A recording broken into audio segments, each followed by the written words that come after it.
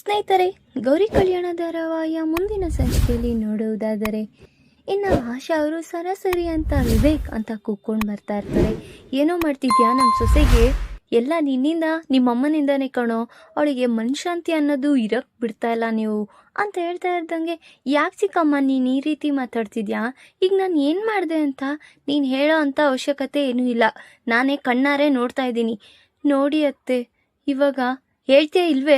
ನಾನು ಏನೇ ಮಾಡಿದೆ ಹೇಳು ಪುಣ್ಯಾವತಿ ಅಂತ ಹೇಳ್ತಿದ್ದಂಗೆ ವಿವೇಕ್, ನೋಡಿ ಅತ್ತೆ, ಈಗ ನಾನು ಹೇಳಿಲ್ಲ ಅಂದರೆ ಮತ್ತೆ ರೂಮಲ್ಲಿ ಕ್ಲಾಸ್ ತಗೊಳ್ತಾರೆ ಅಂತ ನಾಟಕ ಮಾಡ್ತಾ ಇದ್ದೆ.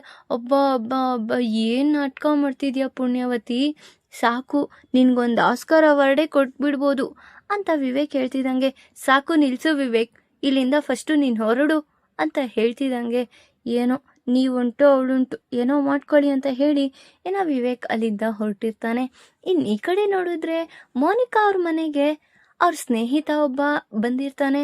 ಆಗ ಯಾರು ನೀವು ಅಂತ ಕಾಂತಲಕ್ಷ್ಮಿ ಕೇಳ್ತಿದ್ರೆ, ಆಂಟಿ ನಾನು ಮೋನಿಕನ್ ಕ್ಲಾಸ್ಮೇಟ್ ಅಂತ ಹೇಳ್ತಾ ಇರ್ತಾನೆ. ಹೋ ಹೌದಪ್ಪ, ಬಾ ಒಳಗೆ ಅಂತ ಹೇಳ್ತಿದ್ದಂಗೆ, ಅಷ್ಟಕ್ಕೂ ಈಗ ನಿನಗೇನಪ್ಪ ಬೇಕಾಗಿತ್ತು ಅಂತ ಕೇಳ್ತಾ ಇರ್ತಾರೆ. ಆಗ ಆಂಟಿ ನಿಮ್ಮ ಹತ್ರ ಒಂದು ವಿಚಾರ ಮಾತಾಡೋಣ ಅಂತ ಬಂದೆ. ಏನಪ್ಪ ಅದು? ನೋಡು, ನಿಮ್ಮ ಫ್ರೆಂಡಿಗೆ ಎಷ್ಟು ಸಂಬಂಧ ತಂದುಕೊಟ್ರು ಬೇಡ ಬೇಡ ಅಂತ ಏನಾದರೂ ಒಂದು ನೆಪ ಹೇಳಿ ಬೇಡ ಅಂತ ಹೇಳ್ತಿದ್ದಾಳೆ. ಈಗ ನಾನು ಏನು ಮಾಡಬೇಕು ಅಂತಾನೆ ಗೊತ್ತಾಗ್ತಾ ಇಲ್ಲ. ಈಗ ಇವಳಿಗೋಗಿರೋ ಹೆಸ್ರಿಗೆ ಯಾರಪ್ಪ ಹುಡ್ಗನ್ ಕೊಡೋದು ಅಂತ ಹೇಳೋತ್ತಲ್ಲಿ ಇನ್ನು ಅವನು, ಆಂಟಿ ನೀವೇನು ತಪ್ಪಾಗಿ ಅರ್ಥ ಮಾಡ್ಕೊಂಡಿಲ್ಲ ಅಂದರೆ ನಾನೇ ಮೋನಿಕನ್ನ ಮದುವೆ ಆಗ್ಬೋದಾ ಅಂತ ಕೇಳ್ತಾ ಇರ್ತಾನೆ. ಏನು, ನೀನು ಮದುವೆ ಆಗ್ತೀಯಾ? ಯಾಕಪ್ಪ ಈ ರೀತಿ ನಿರ್ಧಾರ ತಗೊಂಡಿದ್ಯಾ? ಸರಿ ಫಸ್ಟು ಒಳಗೆ ಬಂದು ಕುತ್ಕೋ ಅಂತ ಹೇಳ್ತಿದ್ದಂಗೆ ಇನ್ನು ಅವನು ಒಳಗೋಗಿ ಕುತ್ಕೊಳ್ತಾನೆ. ಅಷ್ಟೊತ್ತಲ್ಲಿ ಚಿನ್ನೂ ಸಹ, ಹೋ ಏನು ನಮ್ಮ ಅಕ್ಕನ್ನ ಇವನು ಇಷ್ಟಪಡ್ತಿದ್ದಾನಾ? ಅದಕ್ಕೆ ಏನೋ ಕಾಲೇಜ್ ಲೈಫಲ್ಲಿ ಏನೇನು ಬೇಕು ಏನೇನು ಬೇಡ ಅಂತ ತಂದ್ಕೊಡ್ತಿದ್ದು ಇವನೇ ಅಲ್ವಾ ಅಂತ ಮನ್ಸಲ್ಲಿ ಅನ್ಕೊಡ್ತಾ ಇರ್ತಾಳೆ ಚಿನ್ನು. ಅಷ್ಟೊತ್ತಿಗೆ ಮೋನಿಕಾ ಬಂದು, ಏನೋ ಹೇಳ್ತಿದ್ಯಾ? ನಾನು ನಿನ್ನ ಫ್ರೆಂಡಾಗಿ ಕಣೋ ಟ್ರೀಟ್ ಮಾಡಿರೋದು, ನಾನು ಯಾವತ್ತೂ ನಿನ್ನ ಲವ್ ಮಾಡಿಲ್ಲ ಕಣೋ ಅಂತ ಹೇಳ್ತಾ ಇರ್ತಾಳೆ ಮೋನಿಕಾ. ನೀನು ಲವ್ ಮಾಡ್ತಿಲ್ಲ ಅಂತ ನನಗೆ ಗೊತ್ತು, ಆದರೆ ನನಗೆ ಅಂತ ನಾನು ಮನಸಲ್ಲೇ ಇಟ್ಕೊಂಡಿದ್ದೀನಿ. ನೀನಂದರೆ ನನಗೆ ತುಂಬ ಇಷ್ಟ ಮೋನಿಕಾ, ನಾನು ನಿನ್ನೆ ಮದುವೆ ಆಗ್ತೀನಿ. 1000 ಜನ 1000 ಥರ ಮಾತಾಡ್ಕೊಂಡ್ರು ನಾನು ಏನೂ ವರಿ ಮಾಡ್ಕೊಳ್ಳಲ್ಲ. ನಾನು ಅಷ್ಟಕ್ಕೂ ಡಾಕ್ಟರ್, ಈಗ ನಾನು ಏನೂ ಯೋಚನೆನೂ ಮಾಡಲ್ಲ. ನೆಮ್ಮದಿಯಾಗಿ ನಾವಿಬ್ಬರು ಮದುವೆ ಮಾಡಿಕೊಂಡು ಎಲ್ಲಾದರೂ ಹೋಗ್ಬಿಡೋಣ ಅಂತ ಹೇಳ್ತಾ ಇರ್ತಾನೆ. ಆಗ ಏನೋ ಹೇಳ್ತಿದ್ಯಾ? ನಿನಗೇನೂ ಗೊತ್ತಿಲ್ಲ ಕಣೋ, ಸುಮ್ಮನೆ ಇರೋ ಅಂತ ತಡೀತಾ ಇರ್ತಾಳೆ ಮೋನಿಕಾ. ನೀನು ಏನೇ ಮಾಡಿದ್ರು ನಾನು ನಿನ್ನೆ ಮದುವೆ ಆಗ್ತೀನಿ ಅಂತ ಹೇಳಿನ ಕಾಂತಲಕ್ಷ್ಮಿ ಅವ್ರ ಹತ್ರ ಎಲ್ಲ ಒಪ್ಪಿಸ್ತಾ ಇರ್ತಾನೆ.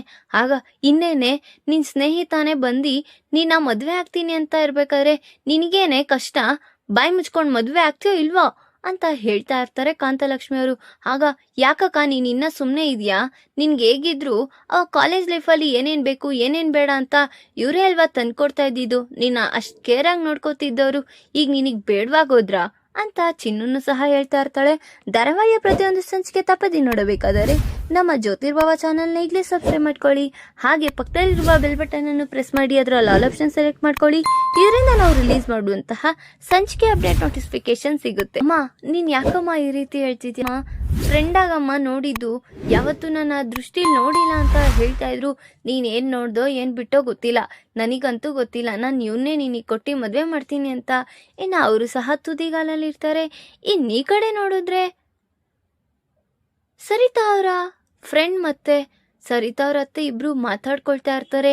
ಆಗ ಈ ಕಡೆಯಿಂದ ಸರಿತಾನು ಸಹ ಅವರಿಬ್ಬರನ್ನ ಅಬ್ಸರ್ವ್ ಮಾಡ್ತಾ ಇರ್ತಾಳೆ. ಅಷ್ಟೊತ್ತಲ್ಲಿ ಚಂಚಲ ಮತ್ತೆ ಅನಿಕೇತ್ ಇಬ್ರು ಇದೇ ಒಳ್ಳೆ ಟೈಮ್, ಹೇಗಾದರೂ ಮಾಡಿ ನಿನ್ನ ಮದುವೆ ಬಗ್ಗೆ ಮಾತಾಡಿದ್ರೆ ಆಗ ಸರಿ ಹೋಗುತ್ತೆ ಅಂತ ಯೋಚನೆ ಮಾಡ್ತಾ ಇರ್ತಾಳೆ ಚಂಚಲ. ಅಷ್ಟೊತ್ತಿಗೆ ಅವರಿಬ್ರು ಎದ್ದು ಒಳಗಡೆ ಬಂದು ನಿಮ್ಗೆಲ್ಲರಿಗೂ ಒಂದು ವಿಚಾರ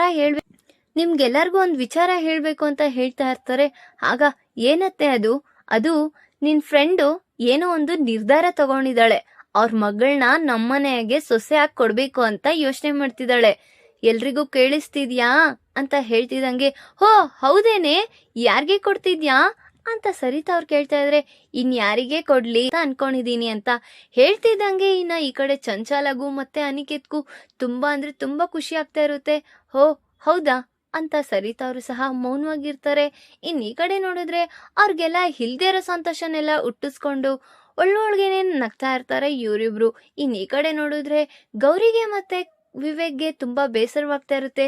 ಏನ್ ಇವನು ಈ ರೀತಿ ಮಾಡ್ತಿದ್ದಾನೆ, ಈಗ ಇವಳನ್ನ ಮದ್ವೆ ಆದ್ರೆ ನಮ್ಮ ಅಕ್ಕನ ಸ್ಥಿತಿ ಏನಪ್ಪಾ ಅಂತ ಗೌರಿ ಯೋಚನೆ ಮಾಡ್ತಾ ಇರ್ತಾರೆ.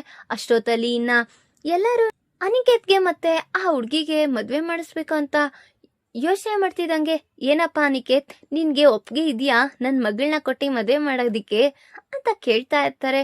ಅಷ್ಟೊತ್ತಿಗೆ ಮೋನಿಕಾ ಪದೇ ಪದೇ ಕಾಲ್ ಮಾಡ್ತಾನೆ ಇರ್ತಾಳೆ.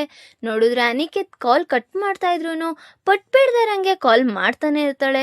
ಸೀದಾ ಆಂಟಿ ಒಂದೇ ಒಂದ್ ನಿಮಿಷ ಅಂತ ಹೋಗಿ, ಏನ್ ನಿನ್ಗೆ ಒಂದ್ಸತಿ ಹೇಳಿದ್ರೆ ಅರ್ಥ ಆಗಲ್ವಾ, ನಾನು ಫಸ್ಟೇ ಟ್ರಬಲ್ ಅಲ್ಲಿ ಇದೀನಿ, ಯಾಕೆ ನೀನ್ 50 ಸತಿ ಕಾಲ್ ಮಾಡ್ತಿದ್ಯಾ ಅಂತ ಮೋನಿಕನ್ಗೆ ಸರಾಸರಿ ಅಂತ ಹೇಳ್ತಿದ್ದಂಗೆ, ಯಾಕನಿಕೇತ್ ನಾನು ಹೇಳೋದನ್ನ ಸ್ವಲ್ಪ ಕೇಳಿಸ್ಕೊ, ನೀನ್ ಹೇಗ್ ಟ್ರಬಲ್ ಅಲ್ಲಿ ಇದೆಯೋ ನಾನು ಅದೇ ರೀತಿ ಟ್ರಬಲ್ ಅಲ್ಲಿ ಇದೀನಿ.